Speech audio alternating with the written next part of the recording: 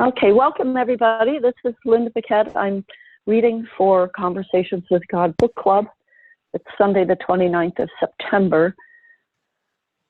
Welcome to everyone that is here. Nanette is here, but she's having technical issues, and so we can't hear her at the moment. So I'm going to go ahead and start reading. We are reading today The Essential Path by Neale Donald Walsch. We are on chapter 23, which is on page 82, The Changes.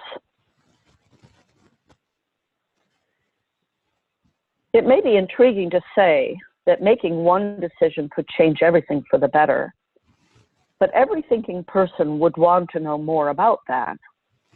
We've looked at some of the ideas, they would say, but not the results that could arise from making life's daring decision.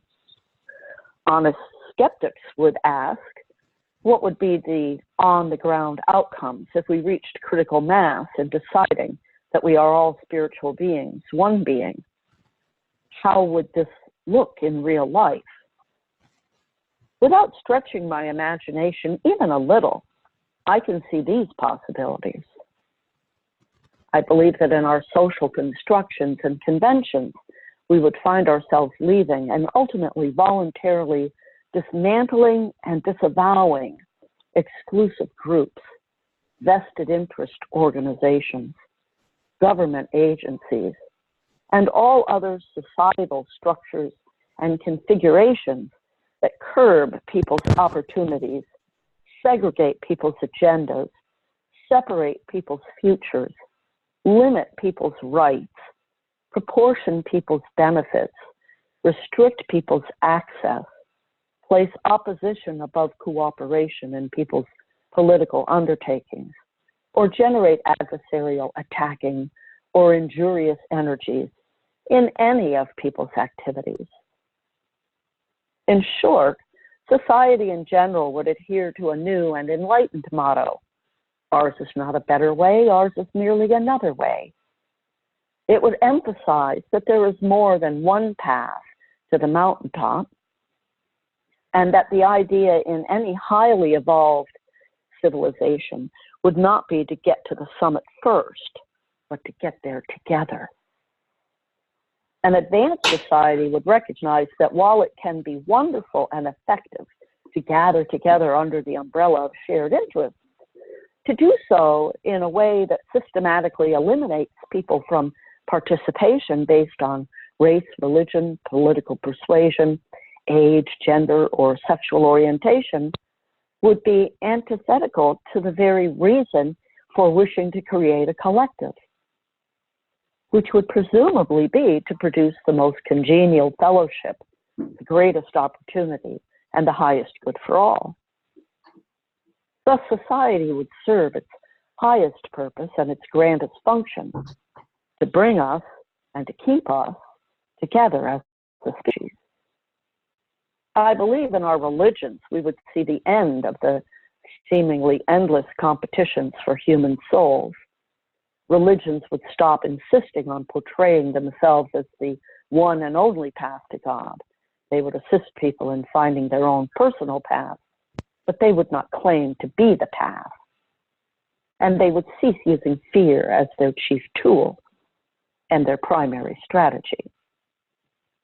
They would stop teaching that unless people follow their doctrines, they are going to spend eternity in the everlasting fires of hell.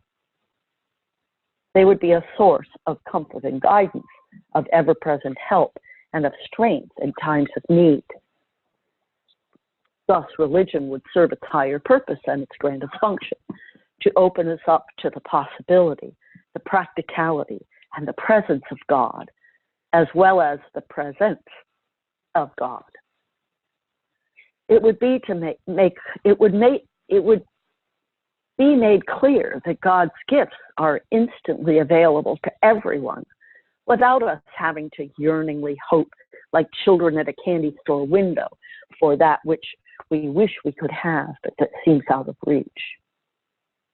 I believe in our politics, we would see the end of hidden agendas, of power plays, and of the demonization of those with alternate points of view. Political parties would stop claiming that their way is the only way. They would work together to find solutions to the most pressing problems and to move society forward by seeking common ground.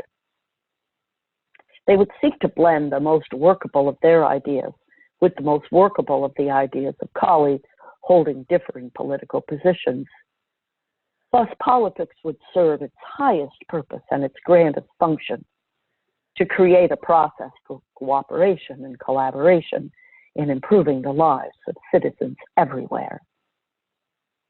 I believe that in our economics, we would see the end of bigger, better, more as the international yardstick of success. We would create a new bottom line in which maximum productivity was redefined by a change in what we say we are seeking to produce. Our endless drive for profits would be replaced by a top-down commitment to create a world in which what we seek to produce is each person having an opportunity to live in dignity with basic needs being met. A commitment driven by a sense of awe and wonder in the universe and a reverence for all life, not just our own.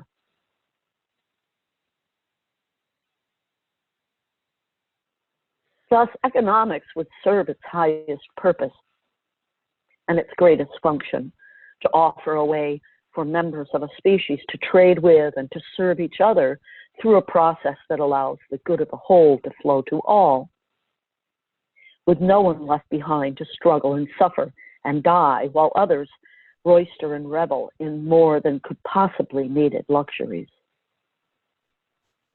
These changes and more I see as our entire human species comes to realize that the two-part declaration I have called humanity's most important decision neatly reduces to 4 words. We are all one. This is an amazing idea. Without wanting to sound sophomoric, it really could end war forever, define the way to resolve all disagreements, recreate the way we share all resources, and reinvent our very reason for living. For doing what we're doing and saying what we're saying, for having what we're having and seeking what we're seeking, for giving what we're giving and taking what we're taking, and for loving who and what we're loving. It could thus change some of the choices we make in our own home, the words we use in our own dining room, the way we act in our own bed, the ideas that we will hold in our own mind. It could, to put it all in a simple phrase, civilize civilization. And that is what so many, many people are yearning for right now. Can we go back to being civilized? Must we be so polarized? Will we ever unlock our hearts again? What is the key? End of chapter.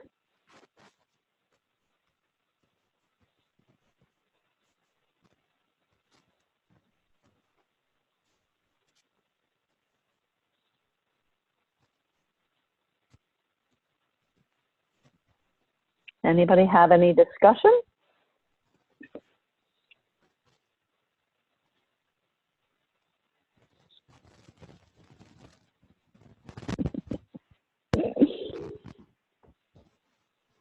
Well, I'll just say that I look forward to it. I look forward to all these things happening. I look forward to society embracing that we're all one and changing the way we treat each other.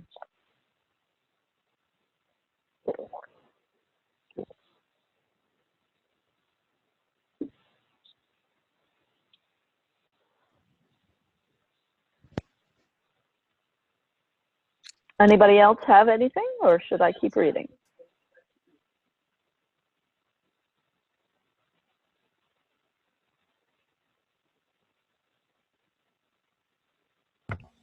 I guess I just wish I didn't feel so skeptical. That it's not going to be possible? Yeah, I hope it is. You know, I like to believe, but in my heart of hearts, I'm skeptical of getting everyone on board, you know, or like that critical mass thing. I guess it's possible. I hope I'm still alive by then.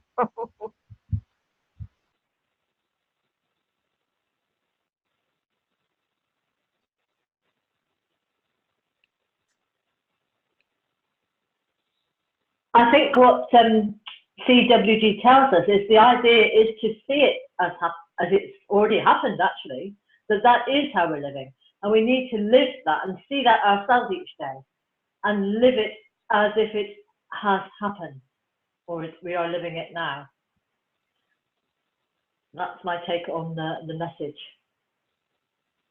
Over. Thank you, Angela. I think you're spot on. I think I was trying to figure out how to respond,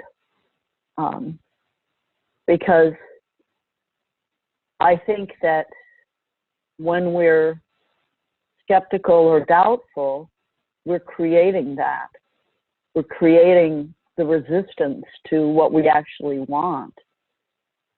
And so I think it's really key. I think you really hit it. It's really key to see it as having already happened.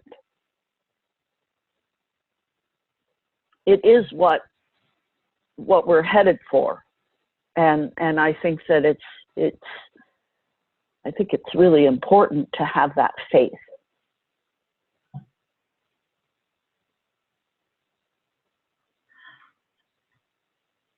I think, as you say, key, that was the word that came into my head, actually. That is the key. And I'm wondering, because the next chapter is called The Key, so I'm wondering whether it includes that. Yeah. Well, we can find out. Anybody else? And Mary, I don't want you to feel dismissed in any way. Those feelings of skepticism are very real. And it's,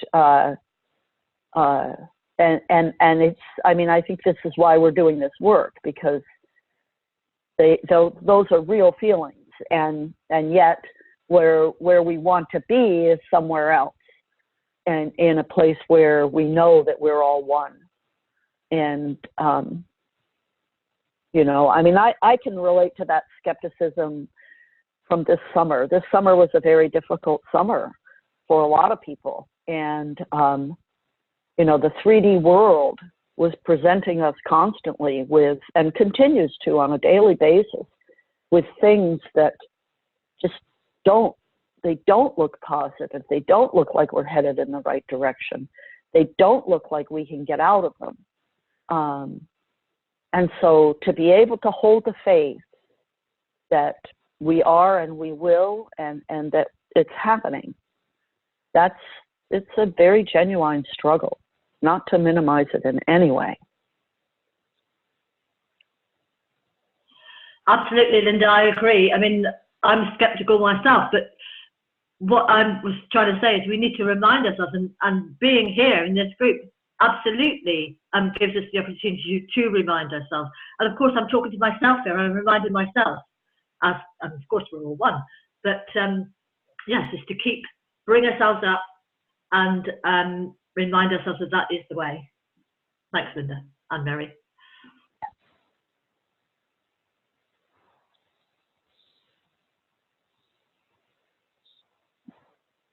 Anyone else, or should we go on and see what the key is?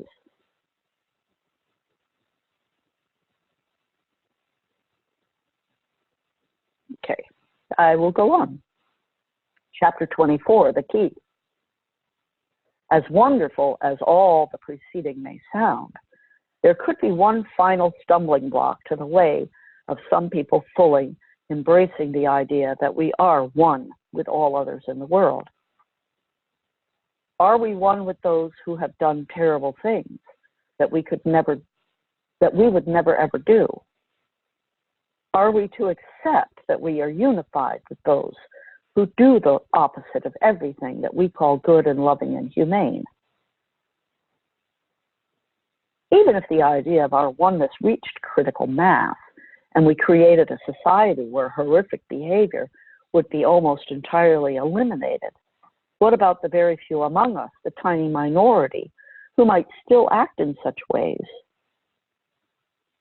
And what about those many more who would continue to do so under today's present social conditions, while our species is waiting to reach critical mass with the idea of its singularity? This is another very fair question, for sure. The answer is that it is possible for human beings to embrace their oneness with even those who might be labeled by some the worst of our species. And the key to making this decision easy may be summarized in one word. I'll give that to you in just a bit. But first, a preamble. An understanding of our oneness does not call upon us to embrace the notion of sameness. The words inseparable and identical are not synonymous. No one is suggesting that because we are all one, we are all the same. The question then is, can we accept that there is a part of the unified us, that individuals within that unified us do not find attractive or acceptable? This question hits closer to home when it is asked in this way: is there a part of you that you have ever found unattractive or unacceptable?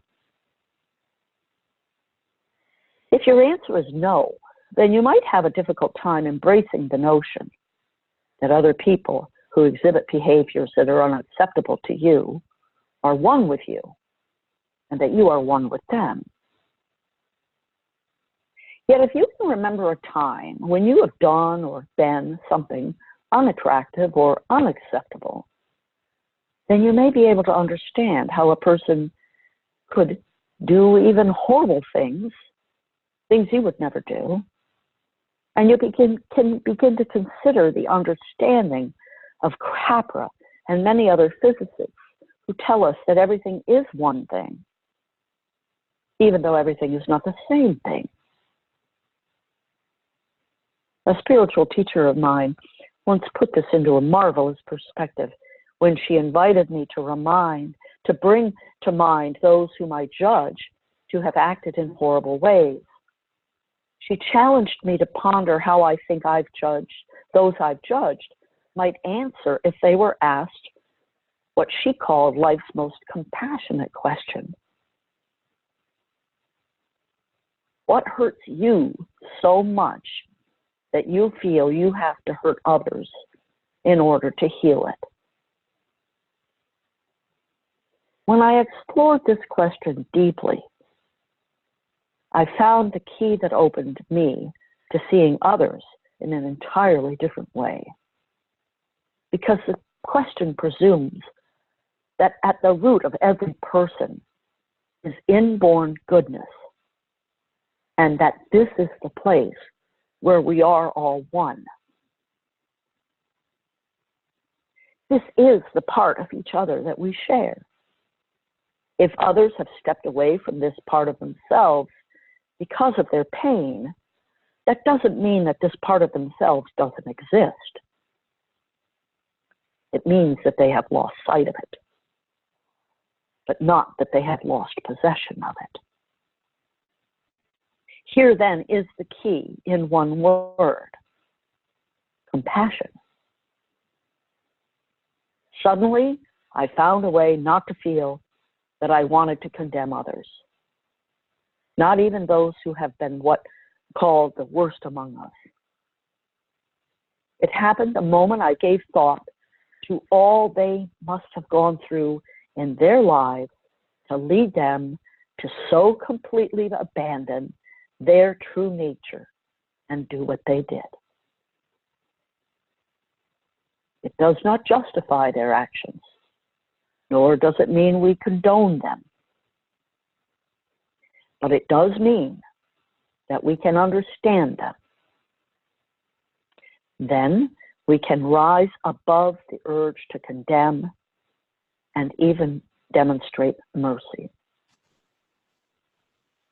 Too much to ask? More than might even be appropriate, given that some people are actually trying to kill us? Let's see. On May 13, 1981, a man named Mehmet Ali Akka shot Pope John Paul II repeatedly at close range as the Pope was traveling in an open car through St. Peter's Square in Vatican City. The assassination attempt left the Pope in great pain and very critical condition. The man was tackled, captured, tried, and sentenced to life in prison. Though seriously injured and suffering acute blood loss from 4 bullet wounds, 2 in his lower intestine and 1 in his right arm and 1 in his left hand, the Pope recovered, then asked all Catholics to pray for Agca. I don't know how to say this name, A-G-C-A, Agca, saying that he had sincerely forgiven his assailant. To accentuate the point, the pontiff 2 years later visited Agca in his cell. The two had a quiet conversation, and I wouldn't be surprised if the Pope posed some version of life's most compassionate question.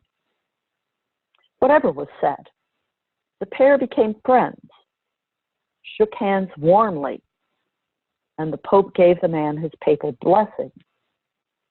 He blessed the man who tried to kill him.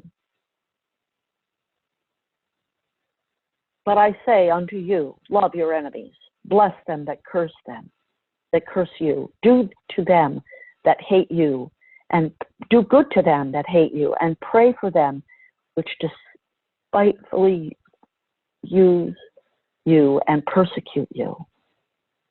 Wait, the story doesn't end there. In 2000, the pontiff requested of the civil authorities that Agca be pardoned. That request was granted.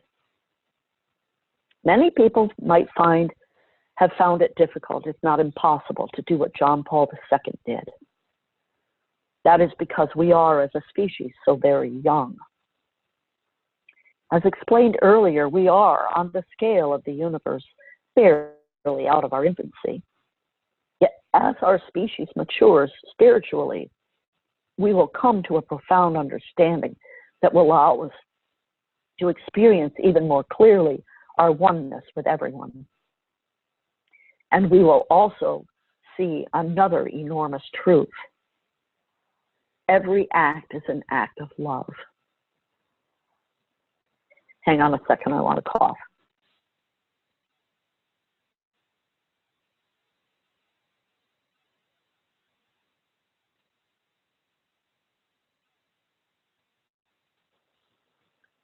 Every act is an act of love. That was separated and bold-faced to highlight its importance on humanity's spiritual journey. A journey on which you are embarked more determinately and consciously than ever in this very moment. Lest you think that all you are reading here has come to you by accident. You did not chance upon this book. You did not happen to see it. You knew at some very deep level what it offered, that it offered for all of humanity, what so many of us are looking for. A way out of this morass, a swath through the thicket, a stepping stone. End of chapter.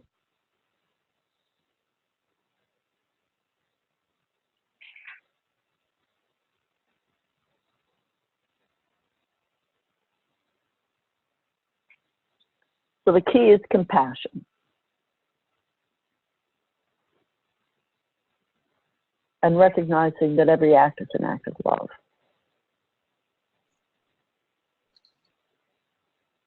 Hi, this is Meg. So, yeah, that chapter really moved me, but at the very end, I sort of questioned, I need some sort of clarification here. Every act is an act of love. So when that man tried to assassinate the Pope, I'm trying to understand how that was an act of love. I mean, I understand that the man was hurting, but how was trying to hurt the Pope an act of love, I guess? I think that's explained in the next chapter. I just looked and it says sometimes it's an act of deeply distorted love. I mean, I don't know what the story was behind that assassination, but it sounds like there might have been some sort of religious motivation. So it's people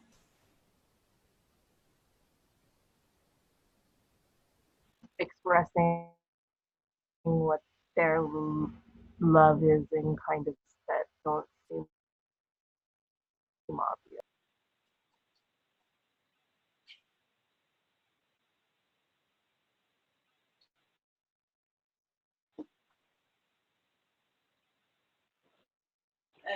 And my take is a little more general in that I think there isn't anything but love. So it may not look like love, but because there isn't anything but love, I think that's what he means when he says everything is an act of love, if that makes any sense.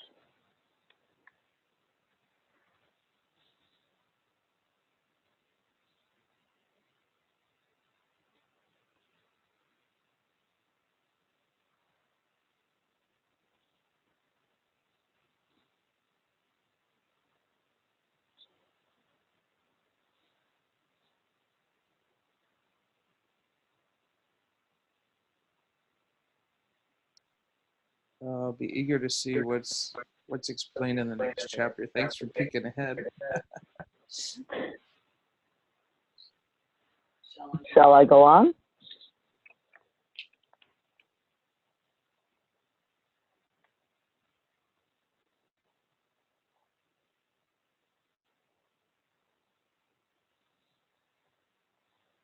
Okay. Okay, chapter 25, the stepping stone. It is true categorically and without exception, now and throughout all of human history, that there is not a single act, choice, or decision made by any human being that did not arise out of love. In some cases, deeply distorted love, yes. In some very sad instances, mangled, twisted expressions of love, yes. But even the most heinous crime, the most horrible offense, was an expression of someone's love for something.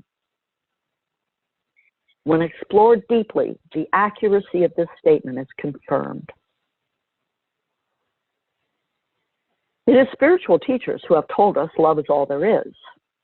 This is the foundation and the basis of the important insight that concluded the previous chapter, and it is a stepping stone on the evolutionary path of our species.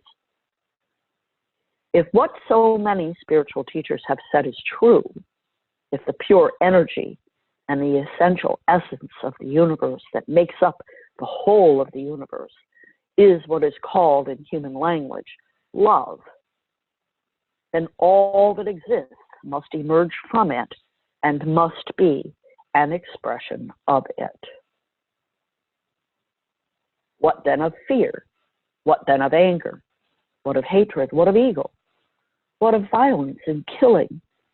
Surely these cannot be expressions of love. But they are. If one didn't love something, one wouldn't fear anything. If one didn't love something, one wouldn't be angry about its opposite. If a person or a group didn't love something desperately, some principle, some doctrine, some idea, some way of life, some person, or some physical possession, they couldn't even begin to think of using desperate measures as a means of getting it, keeping it, or protecting it. If they didn't love something intensely, they could never be angry about either not having it or having it taken from them. Thieves act out of love. Terrorists act out of love. People who commit crimes of passion act out of love. Again, to be clear, this doesn't condone their actions, but it does explain them. There is something, some object, experience, or outcome that some love so much that they desperately want to have it. And because they know of or think that there is no other way to get it, they steal, they injure, they abuse, they kill. The problem is not that human beings do not love. The problem is that too many human beings act out their love in ways that they themselves would never welcome. Simply put, not enough of us have learned how to do unto others as we would have done unto us. You and I may not have done horrible, horrible things, but we each have done some things in our life that produced on a much lower level the same kind of result, injury to another, and for the same reason, because we have expressed our love for someone or something in a way that hurt someone else. Perhaps it was being right that we loved. Perhaps it was having our way. Perhaps it was power or wealth or a particular possession. Perhaps it was a particular experience or being with a particular person. Whatever it was our love of this that produced the hurting of another. Most of us have done this at least once in our life.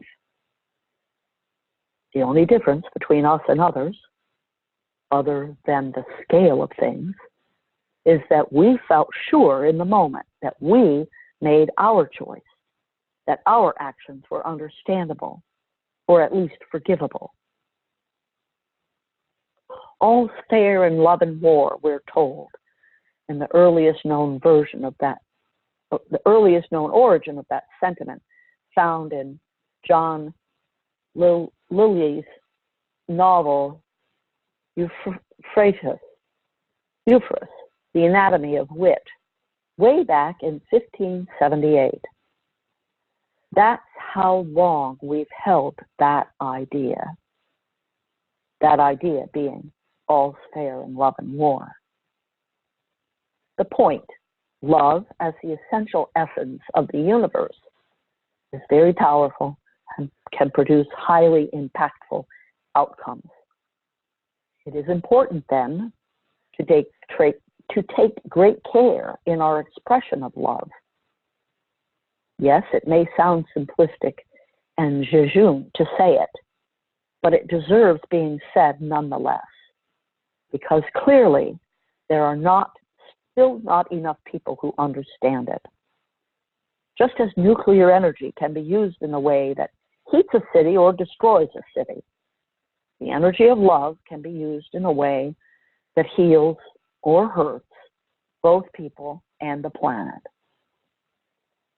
Yet behavior that destroys or injures would never be conceived of, much less acted out, if the people of Earth held as their most sacred belief that we are spiritual beings, physically manifesting, and one essence manifesting individually. And a person who fully understands this would respond to any deep injuring act against another by asking themselves how the perpetrator would respond to a slightly altered version of life's most compassionate question. What have you loved so much in your life that you feel you have to hurt others in order to experience protect it, or keep it? When we search for the answer to this question, we see clearly, if sadly, that their acts were ultimately sponsored by love. Deeply distorted love, yes. Not condoned or approved of because of the explanation, no. But understood and held, and thus held in the mind of God, and in our mind, if we choose God to be experienced as a part of us in a different way.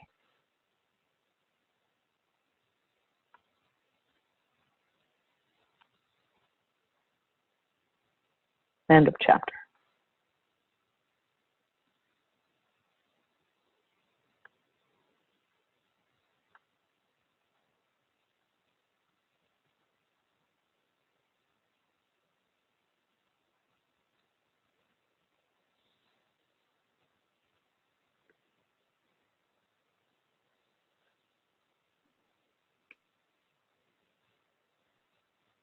Can we ask that question again? What have you loved so much in your life that...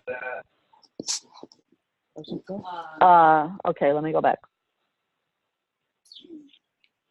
What have you loved so much in your life that you feel you have to hurt others in order to experience it, protect it, or keep it?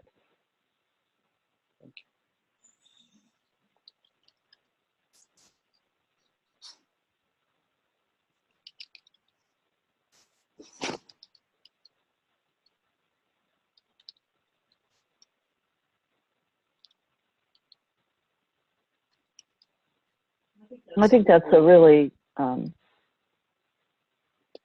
key piece here, because so much that happens in the world happens because people are in pain and they're lashing out.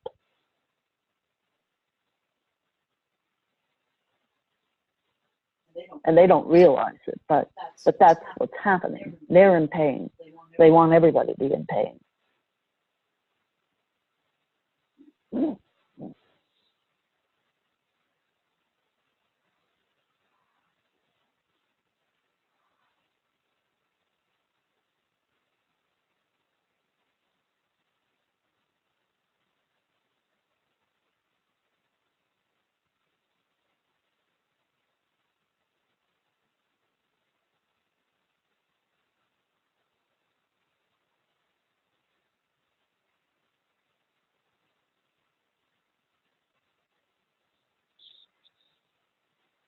Any thoughts, or should I go on?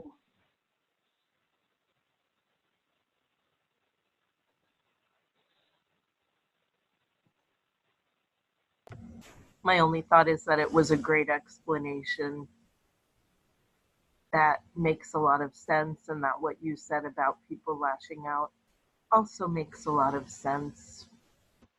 So just that agreement with it all. Thank you. Thank you, Mary.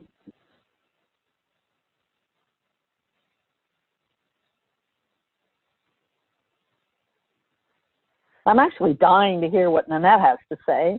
And so I chatted her, and I said you could call in on your phone, and she just messaged me back and said, no, ironically, the audio on her phone isn't working either.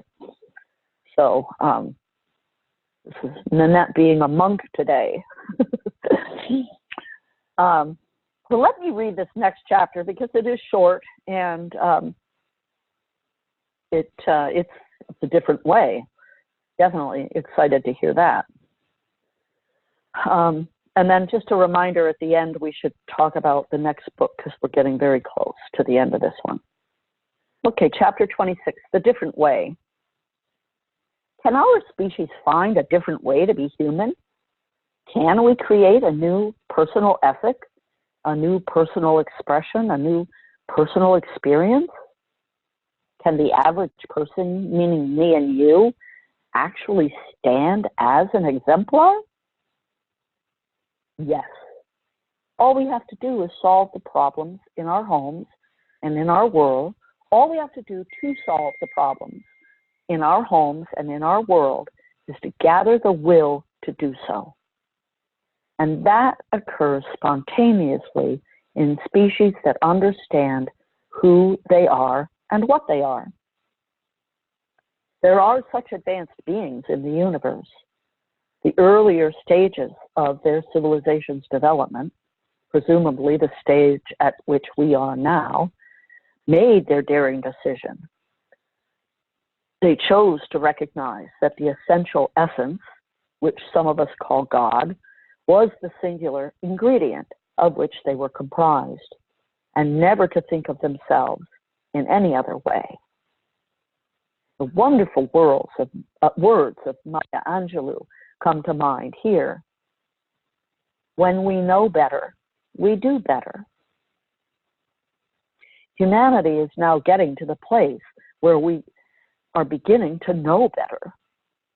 So each of us can choose, even if others do not, to know that human nature really is what human nature really is, and to express and experience it. Then, even as we understand children whose immaturity and confusion leads to some of their actions, so too will we see that the same is true of adults who act in childish and hurtful ways. We'll be clear that they don't know any better. We don't feel a need to forgive children when they behave childishly. The key I've talked about, the compassion I've described, arises naturally when we see their immaturity and confusion. We then find ourselves actually comforting them should they break the cherished family heirloom or play with matches and create mayhem. This is an appropriate response with children, but is it with adults? Does it make sense to address the growing alienation of fully grown humans in this way? Should we approach even those who have hurt us or actually tried to kill us and shake hands with them? I mean, what in the world was the Pope thinking? Perhaps he was considering this. Ye have heard that it hath been said, an eye for an eye, and a tooth for a tooth. But I say unto you, that ye resist not evil, but whosoever shall smite thee on thy right cheek, turn to him the other also. And if any man will sue thee at the law, and take away thy coat, let him have thy cloak also. And whatsoever shall compel thee to go a mile, go with him twain. And as for actually bestowing a blessing on the prisoner, perhaps these were the Pope's thoughts. But I say unto you, love your enemies, bless them that curse you, do good to them that hate you, and pray for them which despitefully use you and persecute you, that ye may be the children of your Father, which is in heaven. For he maketh his sun to rise on the evil and on the good, and sendeth the rain on the just and on the unjust. For if ye love them which love you, what reward have ye? Do not even the publicans the same? And if ye salute your brethren only, what do ye more than others? Do not even the publicans so? Comments, questions, anyone? Is there some lack of clarity about what Jesus might have meant here? Jesus was not the only one to suggest that we love our enemies. The Buddha, centuries before him, advised his monks in the now famous parable of the saw that even if bandits were to savagely sever them limb by limb with a double-handled saw, even then, whosoever of your harbors ill will at heart would not be upholding my teaching. He taught them to, quote, remain full of concern and pity for the attackers with a mind of love and not to give in to hatred. And there have been other messengers as well both ancient and contemporary, from widely varied cultural traditions, who have extended to us exactly the same invitation. So these are not new ideas. But what may be new in this present day is your determination to find a way to place those ideas into your life at the next level. Yet the messages themselves are not enough. We need something else. We need something more, something new. We need now to make a major choice, a daring decision. We need to choose God to be experienced as a part of us. This means consciously adopting, embracing, accepting, expressing, and experiencing that we are spiritual beings, physically manifesting, and one essence manifesting individually. But what is the method by which we do that? We've talked over and over about making that decision. So now the question is, how does that work? How do we express that choice in our daily life? How do we make that part of our moment-to-moment experience? End of chapter. And I think probably we should stop here. So that's great excitement for next week's reading. Discussion?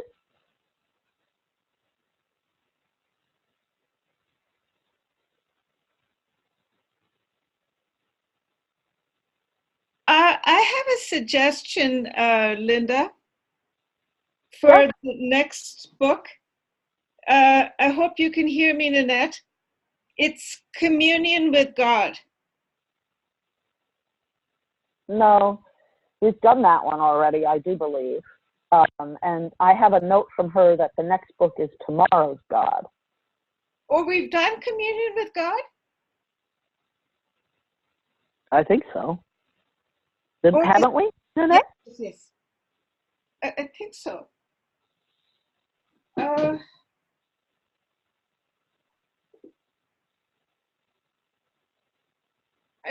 I don't think so. I think we did Friendship with God, which was similar.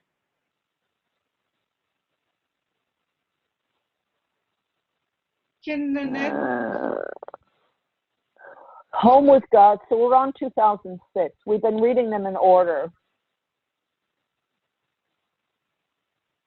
So wouldn't it be Tomorrow's God then, Nanette? Because we finished New Revelations.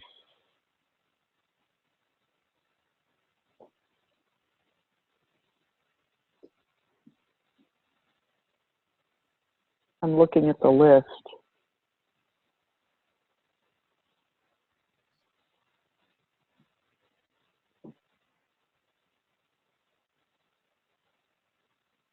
So it's either we did New Revelation, so it's either Tomorrow's God, which came out in 2004, or Home with God. But I think it's Tomorrow's God. Yes. Yes. Next book is Tomorrow's God. We've already read Communion with God. Yeah, Tomorrow's God. Okay, so that's the next book. Everybody can get ready. I think it looks like we'll finish the Essential Path next Sunday. Siobhan, do you want to do the meditation? Yes, I'll be happy to do it. Lord God, we're here grateful that you've given us the opportunity to recognize that we have the ability to make the choice now that we know better. And it's love in all its masks that we need to uncover. We have the desire to do so, and we thank you that all of us together are uniting our hearts to be able to do this. We thank you. Amen. Thank you, Shabana.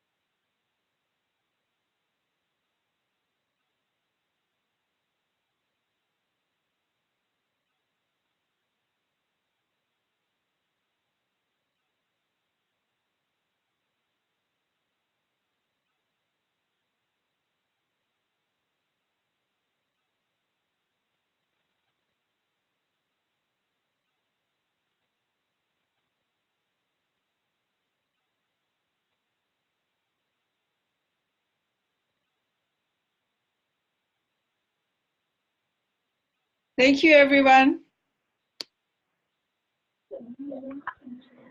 Thanks, Shabana. See you all next week.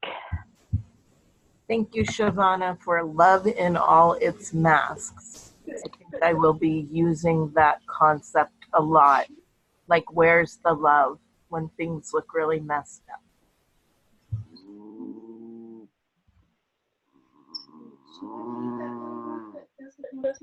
Thank you. See you next week. This is Megs. No, it's not working. So we can't